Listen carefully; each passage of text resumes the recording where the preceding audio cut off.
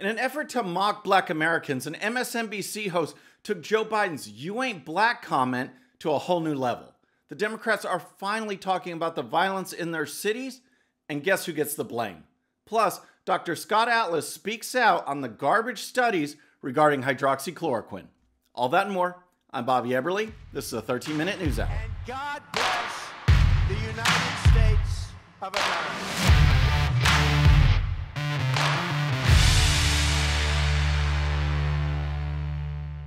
All right, friends, welcome to the show. Happy Monday. I hope you had a great weekend. If you're new to the show, thank you so much for tuning in. We're going to start with the media, the Democrats, because they are scrambling, folks. After the Republican National Convention, you can see that they're going backward. They don't like how the convention came across. They don't like the reception President Trump received. Plus, the main thing, the thing that really stood out, I covered this on Friday in my summary, was how organic and natural it felt at this Republican National Convention, bringing people together of all races, all ethnicities, all walks of life, talking about their experiences, their embrace of President Trump and the conservative philosophy. The Democrats hate that, folks, because they know that the Republican Party, and especially President Trump, is making inroads in these communities. Black and Hispanic unemployment at all-time lows. He is making inroads into the black community, and they've responded by being vile. You see everything. These black supporters are called sellouts, Uncle Tom, props for the convention. You name it, they're saying it. It's disgusting. And yesterday, on Sunday, on MSNBC, host Tiffany Cross took Joe Biden's "you ain't black" comment to a whole new level, disparaging the speakers at the Republican National Convention. Now, if you recall his comment, he was talking about voters who might have a problem, black voters who might have a problem deciding between Joe Biden and President Trump. And here's what he said.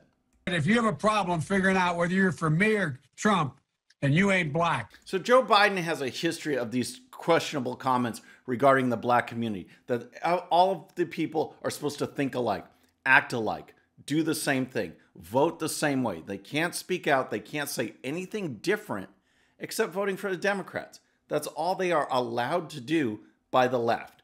Joe Biden has said it. That comment, it just summarizes his overall sentiments. And that was echoed yesterday on MSNBC. This host, Tiffany Cross, got on there. And here's just how lame it is. Look at how she introduces her segment. She shows a number of speakers at the Republican National Convention and watch her reaction. Growing up in the Deep South, I've seen racism up close. I know what it is, and it isn't Donald Trump. Our family went from cotton to Congress in one lifetime. And that's why I believe the next American century can be better than the last. That was not a Saturday Night Live sketch. Seriously? A Saturday Night Live sketch? But this is what the left does. If you break from their rules, if you are a black American who actually thinks for himself, for herself, maybe votes for President Trump, you are mocked, you're insulted, you're shunned, you are pushed out of society. You're just labeled not black. You are not sincere, you're not authentic to the black community. That's what they will do. They will try and cast you out from your friends, your relatives, your family, because you think a certain way, you act a certain way. A Saturday Night Live sketch? Give me a break. That is so ridiculous, and yet that's what they do. They say this, they chuckle and go on like, oh my gosh, these blacks are ridiculous. This is the left, folks. They are not a supporter of Black Lives Matter. They do not care. All they care about is advancing an agenda, and here's more. Don't be fooled that the party of Trump has suddenly warmed to the same people Trump's policies and sometimes his rhetoric directly harms. As friend of the show, Elie Mystal, wrote so eloquently in The Nation, the Republicans invited a cadre of professional black friends to validate Donald Trump and make white people feel a little less racist while still very much supporting white supremacy. Unreal. Republicans support white supremacy, and yet it's President Trump who, more than any other, including and especially Barack Obama, has done more for the black community. He has helped raise up wages, more jobs, more funding for black colleges, prison reform, you name it. You heard about it at the convention. These issues, these results are resonating, and the Democrats can't stand it. The left-wing media can't stand it. So they will say things like that to label the Republican Party as racist, and those that support it, who are black, as not real blacks, that they're fake in some way. And then she adds this. I watched the Republican convention, and seeing the slew of black speakers that they had, it really did look like a modern-day minstrel show to me. So a modern-day minstrel show. So what that means is these old shows, you know, back in the past, these traveling shows, they used to portray blacks with white actors, so they'd put on blackface. So basically what they're saying is that these people are fake blacks. They're not real. They're not authentic. That is what she is calling these accomplished men and women who spoke at the Republican National Convention, people who support President Trump. That's her label. That basically she takes "you ain't black" and says you're fake. You're not real. You're not authentic because you do not think, act, and speak like we say you should. It's disgusting, folks, and that's what the left does, and this is the message we need to get out. President Trump is doing a great job getting this message out to the black community. We need to do our part as well. So next, I want to talk about what's going on with the violence in these cities. But first, if you're new to the show or haven't subscribed yet, please subscribe. And when you do, please hit that bell so you'll be notified. We're making our push for 100,000 subscribers by Election Day. 100K by Election Day, and we could do it with your help. So next, you know about all the violence going on. I mean, there's Kenosha, there's Seattle, there's Portland, there's Chicago, there's New York. It just gets worse and worse and worse. And it's been going on for months. Portland, 90 days of riots and protests. It's unreal. These Democrats who run these cities and these states aren't doing anything about it. Well, as we talked about on Friday, the polling is showing up. The media is getting freaked out saying, oh my gosh, we can't keep doing this. Why? Because it's wrong? Because you shouldn't steal and loot and hurt people? No, it's the polling. It might hurt us in the election unless we speak out about it. Well, so now the Democrats are starting to speak out on the violence. We saw what happened the last night of the Republican National Convention after the president's speech at the White House. People were walking back to their hotels, to their homes, and there was this mob out there. Rand Paul and his wife, Senator Rand Paul, they were fearful for their lives out there. You saw it. It looked like a powder keg ready to explode. This is what's going on. So now the Democrats are finally acknowledging it. And guess who they say is to blame? President Trump. Here's the story. Democratic Minnesota Senator Amy Klobuchar condemned the harassment and threats faced by attendees leaving the White House grounds on Thursday night's Republican National Convention finale, but pointed out that the ongoing lawlessness is happening on President Donald Trump's watch. Republican Kentucky Senator Rand Paul and his wife and other attendees were accosted by demonstrators as they left the convention. Trump called the perpetrators a bunch of thugs in a video played by ABC's John Carl before introducing the topic during a Sunday morning interview on This Week. So, it's all Donald Trump's fault. This violence, this rioting, this looting has been going on in some of these cities for months. In Kenosha, it exploded. They did nothing about it. They're just stealing stuff. They are hurting people. Police are being injured in these situations. Police are being killed in these situations. These Democrats do nothing about it. Now, President Trump, in particular, is planning to visit Kenosha tomorrow. The Democrat governor says, don't come. We don't want you to come. There's people there that have written letters. The police want President Trump there. They want that presence, that law and order presence, which you need to get things going again. These Democrats won't do it. And yet, they are saying that President Trump is the one who wants the violence. It's absolutely insane that they will say anything to counter President Trump. And here's more. This isn't just happening in one place, she said. It's happening all over the country. It is happening under Donald Trump's watch. What is going on? We have innocent people like George Floyd shot by police. Well, that was wrong. We have what happened in Kenosha. Then we have a president that literally stands on the people's lawn in violation of the Hatch Act, stands on the lawn with a bunch of pageantry and a bunch of fancy clothes with arias playing from the balcony and says, oh, do you want to be safe?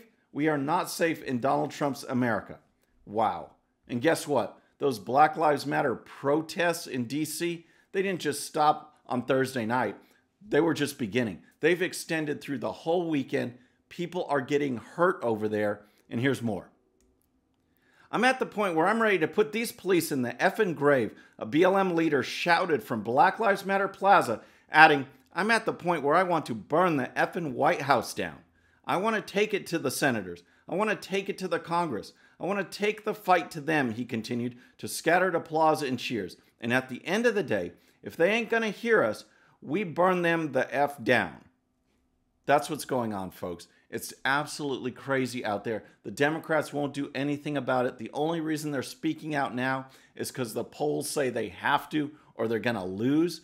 I mean, they are so insincere with what they're doing. They wanted this riots and chaos and anarchy so they can get more control, so they can stir up a constituency that they think is going to vote for them when they are turning off people. These riots are not just isolated to the inner cities. They are spreading out. People are worried. They don't want to see it. They want the law and order. They want President Trump, and the Democrats are scrambling. It's just amazing to see, and we've got to speak out. We need law and order. I hope President Trump makes that trip, and I hope he sees the results and inspires people to get with the program, get with law and order, and turn away from these Democrat leaders. That is what's ruining these cities. So next, I want to talk about Dr. Scott Atlas, because I've used him a lot on this program, talking about coronavirus, talking about the true stats, the true danger level that's involved with this coronavirus. He cuts right to the point, doesn't get involved in all of this media hype. Well, he's been added to the coronavirus task force, which was a great move. And he had some harsh words on Friday about junk science, hydroxychloroquine, and how objective science has seemed to go away the way of objective journalism. It's just dying, and you can't trust what comes out unless you study who's doing the studying. It's just bizarre, and here's what he said. The drug hydroxychloroquine has gotten a bad rap thanks to politics, media hype, and some garbage medical research, according to Dr. Scott Atlas, who joined the White House Coronavirus Task Force earlier this month. What happened with hydroxychloroquine is that the system has gone mad, Dr. Atlas said Friday at the Steamboat Institute Freedom Conference. I sort of make the analogy that we all know objective journalism is basically dead in this country. I'm very cynical about that. And now we're seeing is objective science is nearly dead. I love that comment about the garbage medical studies because we've seen it. We've seen this, folks, as hydroxychloroquine was catching on, as President Trump was advocating it as a treatment, not a cure, a treatment, especially early, and places around the world are doing it. The left came out because they didn't want people to feel better. They don't. They want them living in fear, living in lockdowns, wearing masks, being afraid. That's what they want. Hydroxychloroquine brings some aid, brings some relief. It's all bad. And here's more. Hydroxychloroquine is super safe. It's a complete myth. It's a distortion to say that, oh my God, this drug is very dangerous for people, Dr. Atlas said. It's been used for 65 or 70 years, not just prophylactically for malaria, which I used it myself for that many years ago, but also used for people with things like rheumatic arthritis, autoimmune type diseases. Very safe drug. He said the mechanism of the drug's action suggests it should work and cited what he called a good study on hydroxychloroquine released in July by the Henry Ford Health Center in Detroit, which showed in a retrospective analysis a 50% reduction in mortality for patients who took the drug versus those who didn't. It's being used all over the world, and I'm not going to say it's proven to work because it's not, but there's certainly some data that suggests that it will, and the basic science says it should, said Dr. Atlas. Used all over the world. Yet here in America, it's put down. I mean, did you watch the Democrat National Convention? Michael Bloomberg said that President Trump was pushing quack medicine. This drug that's existed for 70 years, where doctors and patients have spoken out that it helped them get over coronavirus. It's documented. They've said it. The left pushes it away. It's unreal. So next, I want to talk about mail-in voting, because if you didn't think it was going to be a fiasco, Think again. We've gone over the numbers. We've gone over examples. New Jersey, other places. There's an election that's being completely redone because of the mail-in voter fraud. It's unreal. Well, guess what? Guess who just got a big contract to do mail-out voting in California? Here's the story. A firm supporting Democrat presidential candidate Joe Biden with financial ties to his campaign has won a contract by the state of California to promote a statewide mail-in voting initiative for the 2020 election. SKD Knickerbocker, a consulting firm, was given a $35 million contract to push California Governor Gavin Newsom's statewide mail-in voting operations that will mail ballots to roughly 21 million registered voters unsolicited. 21 million unsolicited ballots. As Joe Biden would say, come on, man, that's nuts, folks. You can vote in person. Protests have proven that you can go out and you can do something. You don't have to stay at home. If you can go out to protest, you can go out to vote. If you're that scared, file an absentee. Request an absentee ballot where they can verify you and send it to you. Not 21 million unsolicited. That is a recipe for disaster, folks. Yet that's the contract that just got awarded to Joe Biden company, supporting company in California. How do you think that's going to turn out? You need to vote in person. We can vote in person. We saw with all these protests that people can assemble. They don't seem to have a problem with protesting. They can vote in person. Folks, that's our show for today. I hope you enjoyed it. Please subscribe. And when you do, please hit that bell so you'll be notified. And we'll see you next time. I'm Bobby Eberle. This is a 13-minute news hour.